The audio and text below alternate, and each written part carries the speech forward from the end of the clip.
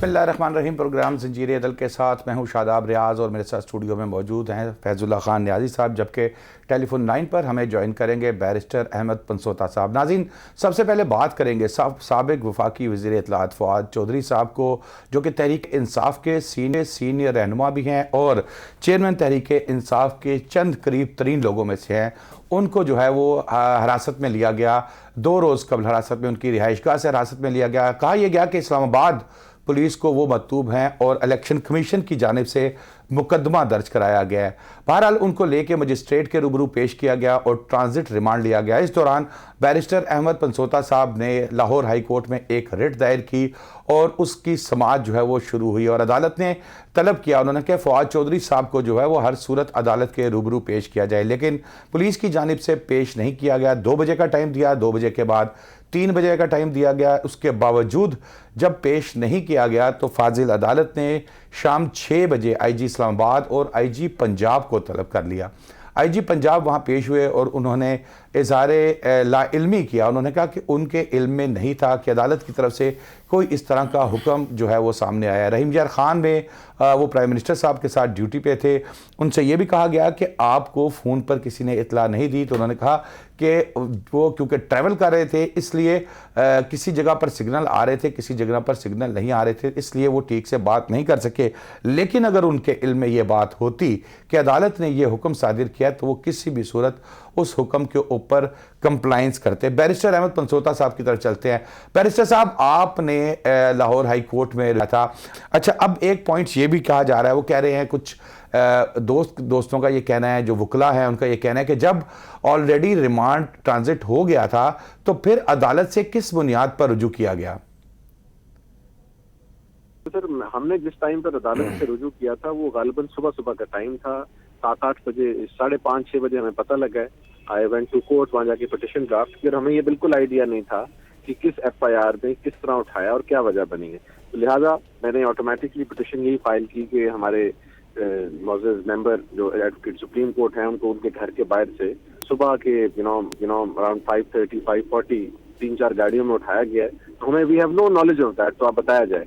लिहाजा उनकी confinement illegal है। इन द मीन टाइम पता लगा कि रिमांड प्रोसीडिंग शुरू हो गई और पर्चे का जो है नॉलेज तो सामने आ गया। बाय दैट टाइम अदालत भी इस मैटर को टेकअप कर चुकी थी अराउंड 12:40 में। फिर हमने, और मेरी इस्तदा इस पिटिशन में ये थी कि उनको इस कोर्ट में प्रोड्यूस किया जाए और इधर आके वो जो भी अदालत खुद उसको इंक्वायर करे। जब वो ऑर्डर हुआ, उस ऑर्डर के बाद फिर आपने देखा कि 12:20 के बाद 1-1:30 बजे, फिर 1:40, फिर 2, फिर 3 और फिर 6 और 6 बजे फिर बिल्कुल ही मामला डिफरेंट हो चुके थे। तो पॉइंट ये है कि हम मकसद ये कि हम किसी रीजन पर उसको चैलेंज कर रहे थे और वो रीजन मैंने आपके सामने बता दी। और फिर तो नेचर ऑफ प्रोसीडिंग्स भी चेंज हो गई थी। रिमांड के बावजूद भी मैं समझता हूँ कि जिस तरीके से रिमांड प्रोसीडिंग्स को कंडक्ट किया गया है, मेरे नजदीक तो वो भी इलीगल थी, लेकिन वो जज साहब फाजिल ने कहा कि चूंकि अब मामला FIR सामने आ गई है तो आप इसको जाके इस्लामाबाद हाई कोर्ट में या जो भी कंसर्न कोर्ट है वहां पर चैलेंज करें। अच्छा, अब बैरिस्टर साहब, अब आज की जो डेवलपमेंट हुई वो ये हुई कि पुलिस की जानिब से मजीद फिजिकल रिमांड मांगा गया, इस्तदा की गई फिजिकल रिमांड की, लेकिन अदालत ने मुस्तरद करते हुए उन्हें जुडिशल भेज दिया है। अब आप लोगों की जानिब से जो है वो बेल एप्लीकेशन मूव कर दी गई है, उस पर नोटिस हुए, अब आगे क्या प्रोसीजर होगा? जी सर, बेल फाइल कर दी है, सुबह के लिए इंशाल्लाह लगी हुई है। आई थिंक 8:30-9 बजे टेकअप हो जाएगी।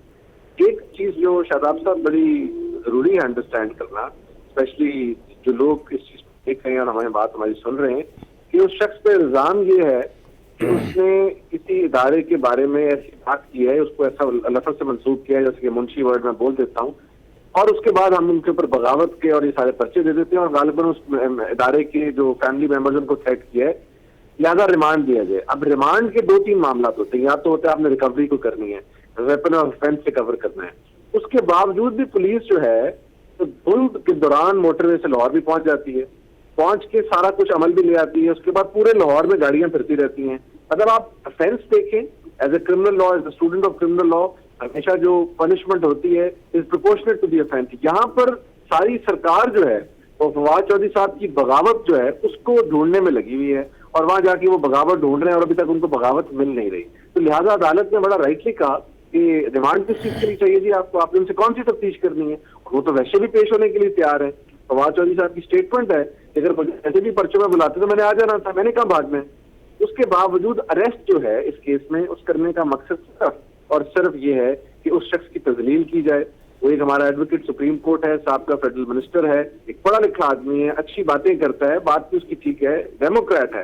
तमाम पढ़े लिखे लोगों ने उसको अपोज किया उसके इस अरेस्ट को, लेकिन गिरफ्तारी करके हथकड़ियां लगा के आप ये दिखाना चाहते हैं कि इस मुल्क में हम फवाद चौधरी को तो अरेस्ट करेंगे, लेकिन वो दहशतगर्दी अदालतों को नीचे इक्विट करेंगे और उन्हें कहेंगे बाइज्जत बरी हो क्योंकि हमारे पास आई एम सॉरी एविडेंस मौजूद नहीं है। आई थिंक ये बड़ा गलत रिवाज है और इस रिवाज को अब चेंज होना है, ख्वाह वो PMLN का बंदा हो, PTI का हो, पाकिस्तान पीपल्स पार्टी का हो या for any other political party.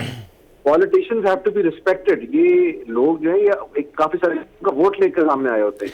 बल्कि मैं पंसोता साहब इसमें थोड़ा सा ऐड करूंगा कि पॉलिटिशियन नहीं, मेरे ख्याल में पाकिस्तान का हर शहरी रिस्पेक्टेबल है, चाहे वो साफी हो, वकील हो, पॉलिटिशियन हो, आम बिजनेसमैन हो, रेडीबान हो। उसके लिए कानून जो है वो एक ऐसा निज़ाम ऐसा दुरुस्त होना चाहिए कि चाहे कोई भी शख्स हो, पंसोता साहब, उसको पूरी सिक्योरिटी हो, उसके साथ इस तरह के कोई अगर किसी ने कोई इंतकाम का निशाना बनाना है तो बगैर किसी उस चीज के वो ना बना सके।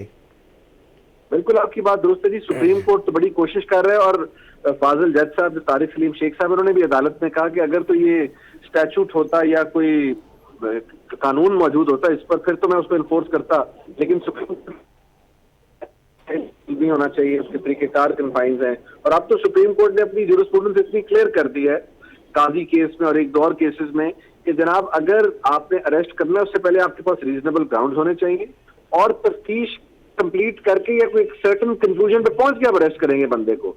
ये नहीं है कि इधर पर्चा हुआ और साथ ही आपने बंदा अरेस्ट कर देना है। ये जो पुरानी एक स्टाइल है पुलिस का in Pakistan, generally all over Pakistan, इसको कंडेम किया सुप्रीम कोर्ट ने। लेकिन आज भी हमारी पुलिस को जिस केस में जरूरी होता है या जिसमें आप समझ लें कि कोई पीछे शख्स सख्त या तगड़ा आदमी बैठा होता है तो पुलिस मैं कहता हूँ पहुंच जाती है। जिसमें अगर आपको याद हो इलेक्ट्रॉनिक क्राइम्स एक्ट का पर्चा था, वो पर्चा रजिस्टर हुआ था 9:30 पे और अरेस्ट डाल रही थी 9:20 पे, यानी पुलिस पहले वहां खड़ी थी। ये फैसिलिटीज एक गरीब आदमी को मौजूद नहीं है, एक आम शहरी को मौजूद नहीं है कि हम पर्चे की दरखास्त दें और अगले दिन पर्चा हो जाए या उसी वक्त हो जाए। हम तो पागल हो जाते हैं लोग पीछे फॉलो कर करके, तो ये इट्स वेरी अनफॉर्चुनेट। बिल्कुल पंसोता साहब, बहुत शुक्रिया। यही एक अलमिया है फैज, पंसोता साहब भी जो बात कर रहे थे वो भी आपने सुनी। यही एक अलमिया है कि कानून बनते हैं, सुप्रीम कोर्ट की जानिब से जजमेंट्स भी आती हैं, लेकिन उसके ऊपर कंप्लाइंस क्योंकि इंतज़ामिया ने करना होता है, तो फिर कोई भी पॉलिटिकल पार्टी हो जो हुक्मरान है उसको कानून को अपनी मर्जी से अपनी मंशा से इस्तेमाल करती है। अगर कानून जो मौजूद हैं इसी को प्रॉपर तरीके से जिस तरह वो है उसको कंप्लाइंस किया जाए, उस पर अमल किया जाए तो बहुत बेहतरी हो सकती है। आप देखिए फैज साहब के पिछले दौर में भी जब इमरान खान साहब वज़ीर आज़म थे तो उस वक़्त भी इस तरह के बेशुमार वाक़यात हुए कि उस वक़्त की जो अपोजिशन थी वो चीखती चिल्लाती थी कि हमारे साथ ज़्यादती हो गई है, हम बेगुनाह हैं। और जैसे अभी पंसोता साहब बता रहे थे कि सुप्रीम कोर्ट की बेशुमार जजमेंट्स मौजूद हैं जिसमें वो वाज़े कर चुके हैं कि जब तक तफ्तीश मुकम्मल नहीं होती आप गिरफ्तार ना करें, लेकिन टोटल इख्तियार फिर उस एक तफ्तीशी के पास चला जाता है, वो जब मर्जी आपको, मुझे या किसी नामालूम के चक्कर में भी उठा के ले जाए। देखिए शादाब साहब, इसके अंदर मसला ये फवाद चौधरी साहब के अरेस्ट और इस FIR में मसला जो है वो थोड़ा सा इससे बड़ा एक प्रॉब्लम है जो मुझे लगता है हम सारों को कलेक्टिवली एड्रेस करने की अब ज़रूरत है।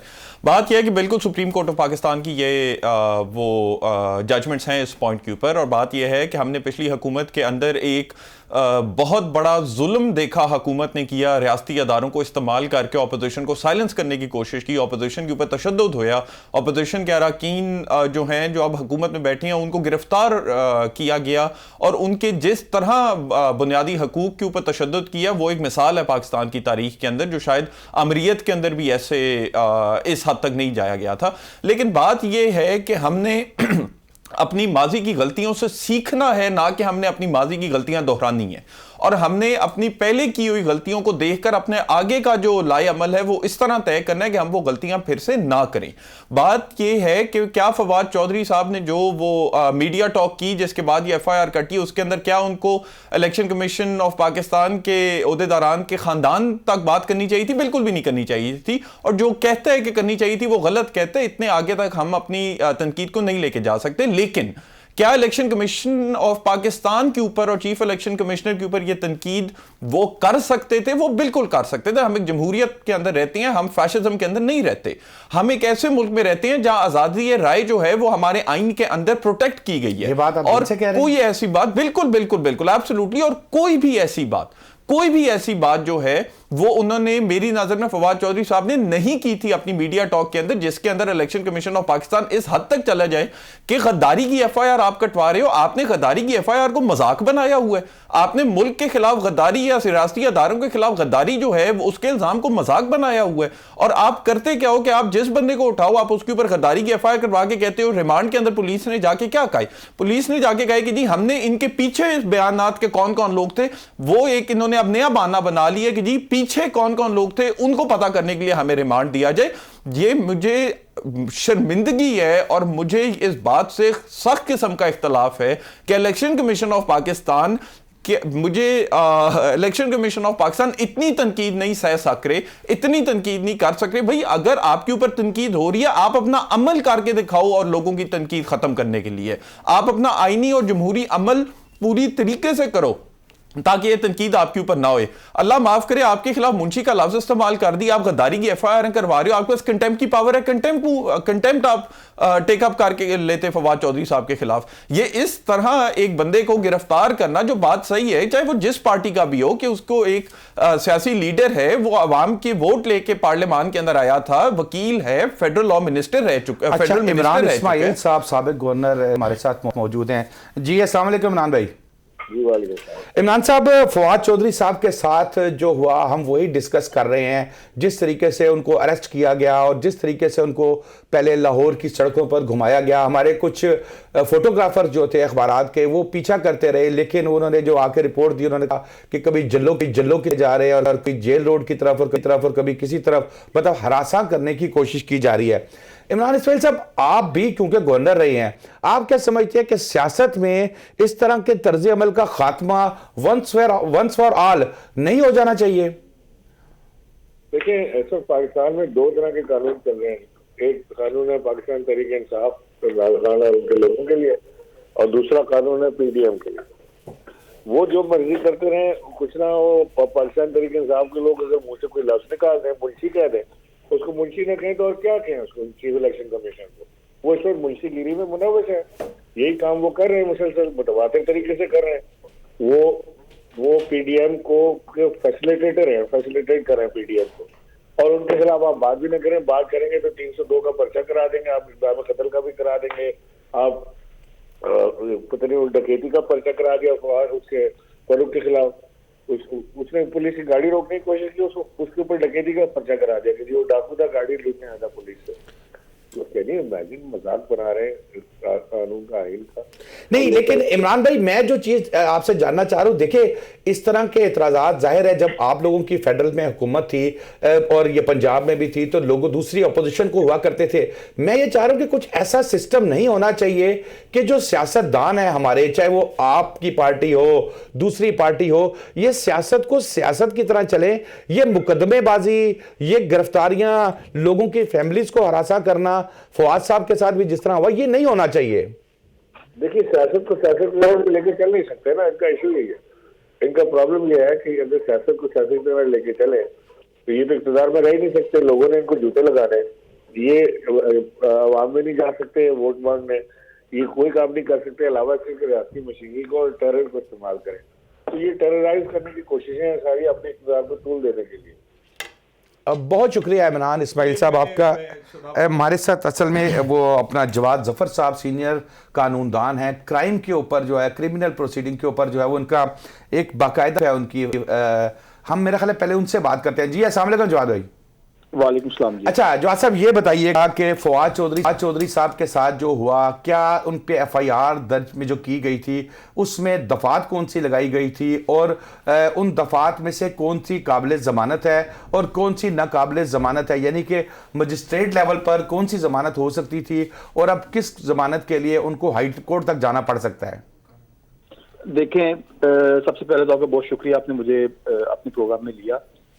फवाद साहब के खिलाफ जो एफआईआर लॉन्च हुई है वो फैक्चुअली भी गलत है और लीगली भी गलत है। वो एफआईआर दो रीजंस के ऊपर, पहली बात तो ये है कि जो उन्होंने 124A लगाया है उसमें प्राइमरीली जो एक ऑफेंस कॉन्स्टिट्यूट हो रहा है, जो बना रहे हैं वो FIR के मुताबिक, लेकिन वो बनता नहीं है। उसकी रीजन ये है कि ये स्टेट के खिलाफ या रियासत के खिलाफ उन्होंने कोई बात नहीं की। ये एक कॉन्स्टिट्यूशनल बॉडी है, एक आईनी अदारा है जिसके खिलाफ उन्होंने कोई बात की है, तो वो स्टेट नहीं है। क्योंकि जिसमें फेडरल गवर्नमेंट या प्रोविंशियल गवर्नमेंट अगर उनको कोई थ्रेट किया जाए या उनके खिलाफ कोई मिटने की बात की जाए, कोई बगावत की बात की जाए, तो फिर ये एक सेक्शन अट्रैक्ट होता है, और यही एक सेक्शन है जो नॉन बेलेबल है इसमें। तो चूंकि इसमें डेथ सेंटेंस का है एक, ये तो उस वक्त बनाया गया था जब हमारे ऊपर जो गैर लोग हुकूमत करते थे। आज के दिन में तो ये बिल्कुल सेक्शन एप्लीकेबल नहीं होता किसी भी एंगल से। और वैसे भी इसके ऊपर बाबर सत्तार साहब जो हिज लॉर्डशिप हैं उधर इस्लामाबाद हाई कोर्ट से, उनका व्यू भी आ गया हुआ है कि स्पीच के साथ किसी की क्या थ्रेट हो सकती है या बगावत हो सकती है। तो यही एक सेक्शन है जिसकी वजह से उनकी बेल नहीं हुई, अदरवाइज तो बेल हो जानी चाहिए थी।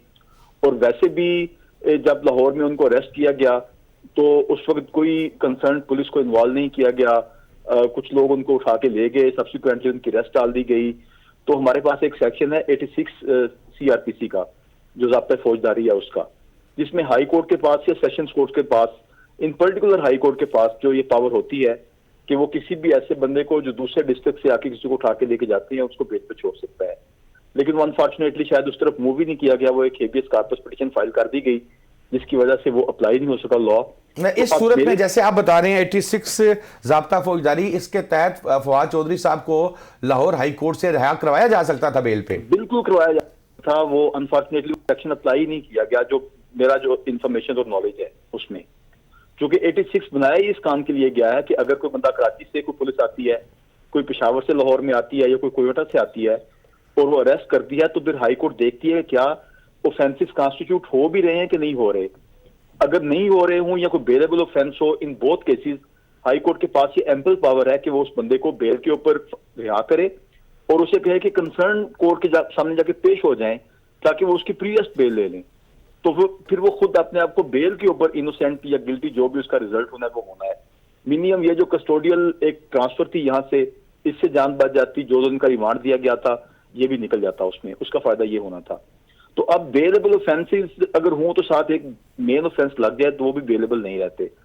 तो जिसकी वजह से अब जो फवाद साहब की जो बेल है वो चूंकि डेथ सेंटेंस के केसेस सारे सेशंस कोर्ट ट्रायल करती हैं तो फिर वहीं पे जाएगी। और चूंकि ये 124A बिल्कुल नहीं बनता उनके खिलाफ, उनकी किसी भी बात से नहीं बनता, तो मेरे ख्याल में अगर इंसाफ हो फवाद साहब के साथ तो फर्स्ट इंस्टेंस के ऊपर जो बेल अभी फाइल कर रहे हैं आज उनके भाई फैसल चौधरी साहब जो हैं, तो उनकी बेल हो जानी चाहिए यहीं से सेशंस कोर्ट से ही। मेरे नजदीक ये बनती है बेल उनकी। तो मैक्सिमम अगर वो रूटीन में नहीं बेल लेते तो हाई कोर्ट से बेल हो जाएगी उनकी, जैसे शहबाज गिल साहब की हुई है। बहुत शुक्रिया जवाद जफर साहब आपका, एडवोकेट सुप्रीम कोर्ट, आपने बताया। फैज ब्रेक ले लें, ब्रेक के बाद मेरा ख्याल है थोड़ी देर इसी पे डिस्कस जारी रखेंगे।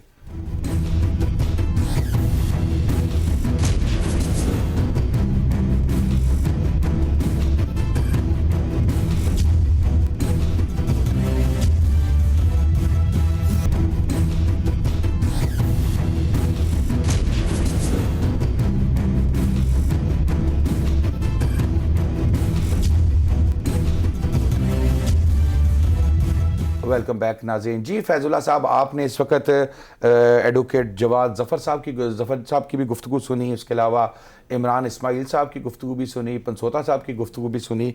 आप इसमें क्या ऐड करना चाहेंगे? देखिए, मैं सबसे पहली बात, इमरान इस्माइल साहब ने इस हुकूमत को तो बड़ा अच्छी तरह उनके ऊपर नहीं आई जब मैं उनको कह रहा था बार लेकिन वही बात है ना कि ये पाकिस्तान तहरीक इंसाफ का, मैं आज भी कहता हूँ, कोई बंदा बाहर निकल के, खास तौर पे ये टॉप लीडरशिप इमरान खान साहब खास तौर पे बाहर निकल कर कहें कि राना सनाउल्लाह के साथ हमने ज्यादती की थी, क्यों नहीं कहते भाई? अगर आप हक पे खड़े और आप कहते हैं कि हम हक की बात करेंगे तो करें हक की बात, निकालें जरा शजार अफरीदी साहब को बाहर और उनसे कहें कि एक्सप्लेन करें राना सनाउल्लाह के ऊपर इतनी आपने जालिम FIR काटी, आपने बाकी नून लीग के लोगों के ऊपर नायब के झूठे रेफरेंसेस बनाए जिनके ऊपर आज तक कुछ नहीं हो सका, और अब आप बाहर निकल के कह रहे हैं हमारे साथ ज्यादती हो रही है। तब आपको क्यों नहीं ख्याल आया था? और अगर तब नहीं आया था, अब जब आपके साथ हो रही है तो अब आप क्यों नहीं हक की बात करते? बोले निकल के राना सनाउल्लाह के साथ हमने ज्यादती की थी, शाहिद खाकान अब्बासी के साथ ज्यादती की थी, ख्वाजा आसिफ के साथ ज्यादती की थी, क्यों नहीं बोलते अब आप?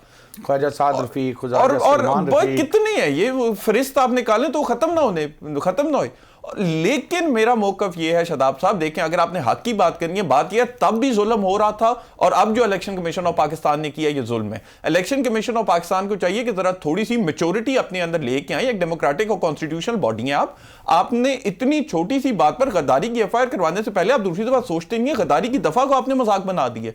नहीं, लेकिन जब आपको एक बंदे ने मुंशी का आपके पास कंटेम्प्ट की पावर है, नहीं, अभी तो पावर इस्तेमाल है, ये भी तो सब जुडिस है ना, अभी वो सब जुडिस है, वो फिर चले जाएं। बिल्कुल सब जुडिस है, लेकिन वो जो प्रोविजन है जो इनको पावर देता है वो सस्पेंड नहीं हुआ, वो ऑपरेशन में है। में तो जो इलेक्शन कमीशन और अगर वो चले भी जाते हैं, आप फवाद चौधरी साहब को कंटेम्प्ट का नोटिस देते, वो हाईकोर्ट में चले जाते, अगर आप हक पे थे तो हाईकोर्ट आपके हक में फैसला करती। ये तो कोई तरीका नहीं है। ये आप दूध पीते बच्चे हैं कि आप जो है हर छोटी सी तनकीद के ऊपर इतनी बड़ी एफआईआर करवा के, और आप क्या नाम है सियासी लीडरों को जो अवाम के नुमाइंदे हैं उनको आप इस तरह गद्दारी की एफआईआर के अंदर हो रहे हैं। गद्दारी फिर मेरा भाई आप इनको तौहीन अदालत का इख्तियार दे देना तो है, आपके पास कानून में है इदारा है इलेक्शन एक्ट 2017, तो आपको कॉन्स्टिट्यूशनल कंटेम्प्ट की पावर ये रिलाई करते हैं कि आपके आने वाले हुक्मरान कैसे होंगे, वो टोटल आप अपना उनको तमाम पूरा पाकिस्तान 22 करोड़ 23 करोड़ अवाम अपना सब कुछ इलेक्शन कमीशन के हवाले कर देती है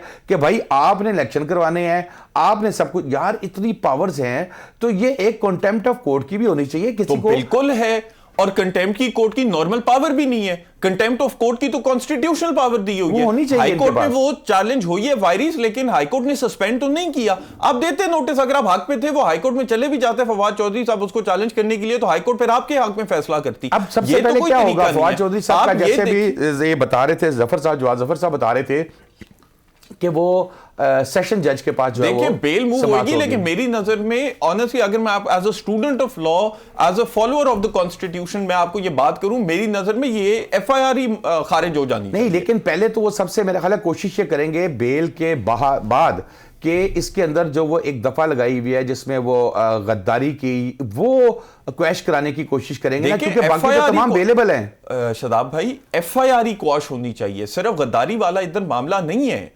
आप इजहारे राय के ऊपर इस तरह की एफआईआर देना शुरू कर दिया तो इस मुल्क में कोई बोल नहीं सकेगा। हमने अपनी तारीख में इजहारे राय पे कम तशद्दुद देखा है। हमने बोलने पर अपना जो ये हक है ये इस्तेमाल करने पर जो लोगों के साथ जुल्म हुए हैं वो हमने कम देखी हैं।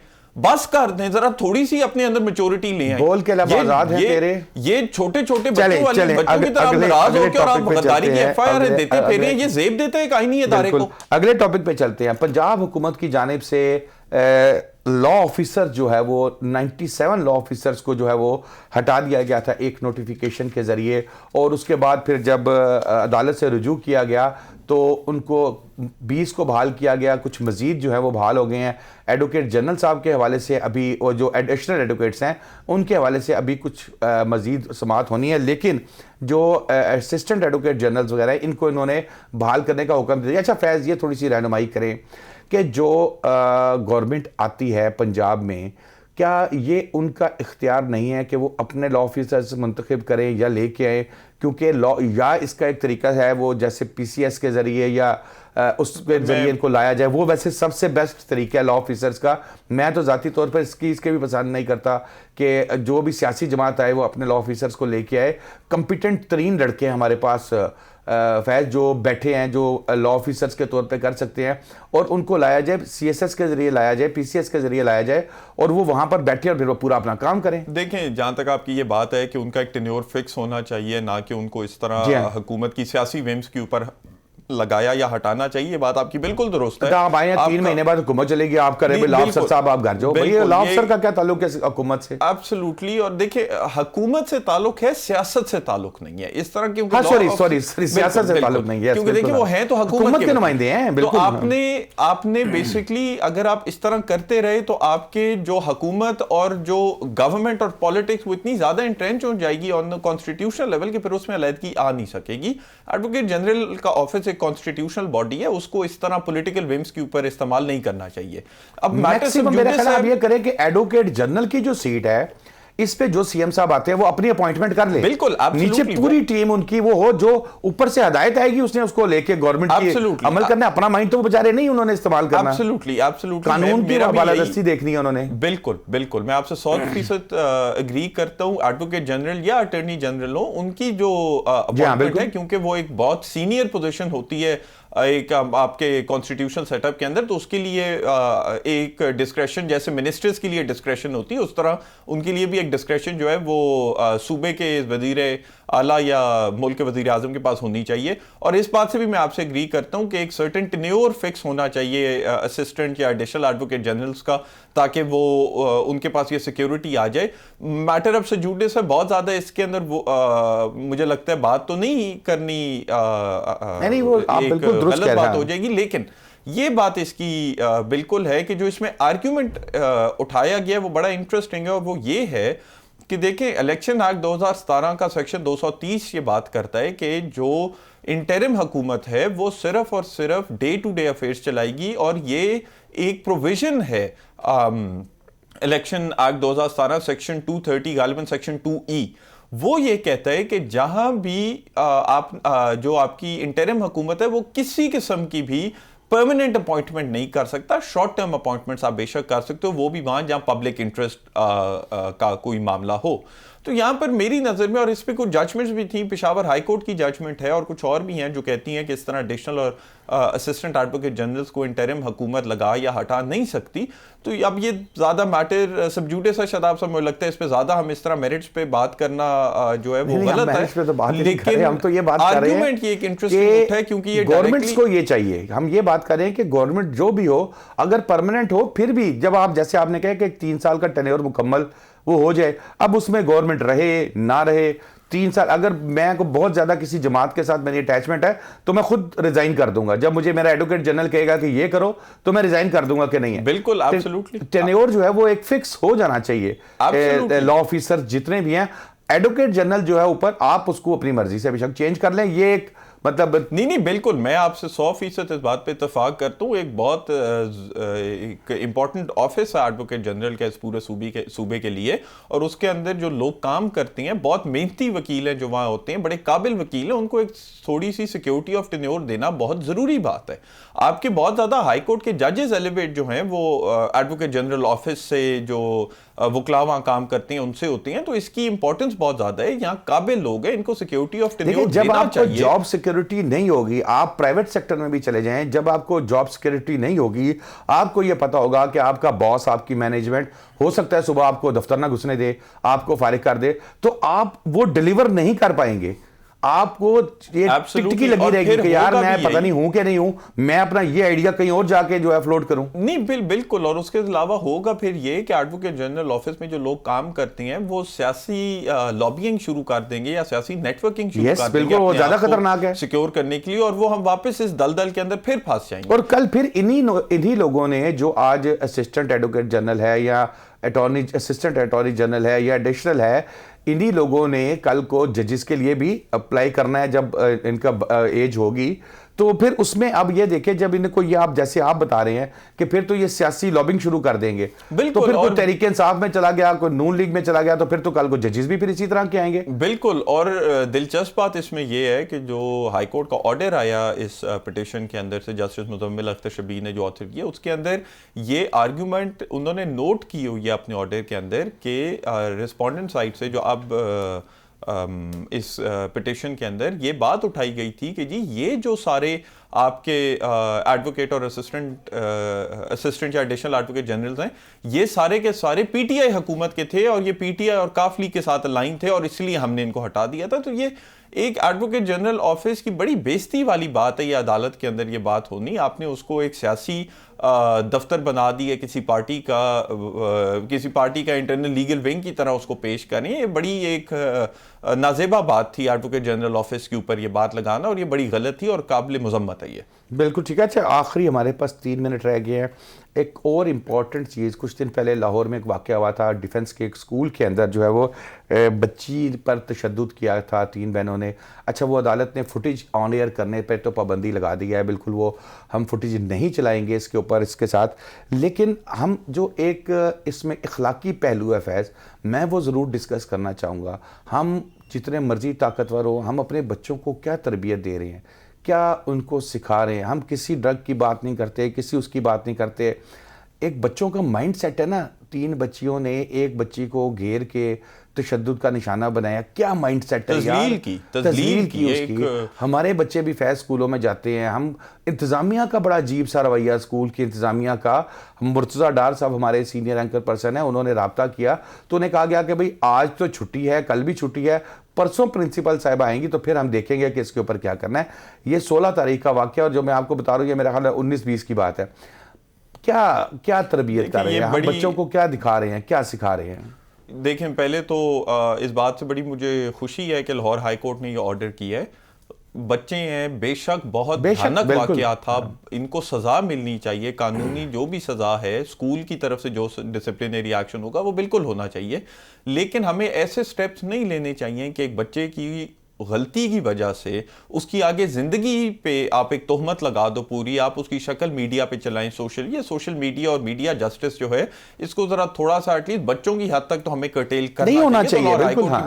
लेकिन जहां तक ये बात है, मैं इंटरव्यू देख रहा था वो जिस बच्ची पे तशद्दुद हुए उसके वालिद का, जिसमें वो कहते कि मेरे ऊपर प्रेशर डाला जा रहा है उन 3 बच्चियों के वालिदैन की तरफ से केस वापस लेने के लिए। ये बड़ी गलत बात है। आप क्या एग्जाम्पल सेट कर रही हैं अपनी औलाद के लिए? ये देखिए फैज, ये भी आपके निज़ाम के ऊपर क्वेश्चन मार्क है ना, आपके निज़ाम पे कि एक बच्ची के बाप पे तशद्दुद हुआ, उसके बाप ने FIR जमा कराई हिम्मत करके, वरना इस सिस्टम के अंदर तो मेरा ख्याल है वो बेचारा बड़ी हिम्मत है कि वो FIR जमा कराने चला गया था वहाँ पर, वरना वो थ्रेट करके उसको वैसे भी रोका जा सकता था।